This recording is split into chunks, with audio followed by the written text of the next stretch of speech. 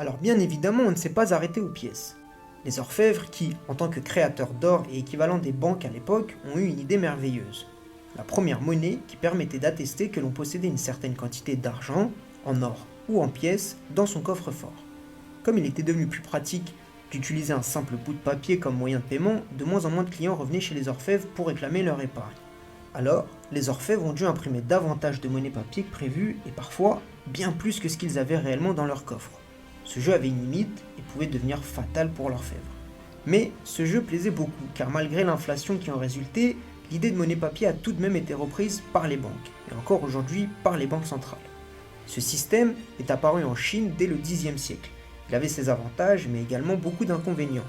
Il était certes une meilleure unité de compte et simple à transporter, mais il ne limitait pas la création car on pouvait émettre autant de billets que l'on souhaitait. Cela impliquait une surimpression de billets qui menait systématiquement à une dévaluation de la monnaie. Donc logiquement, les billets perdaient de la valeur pendant que les prix augmentaient. Un peu comme aujourd'hui.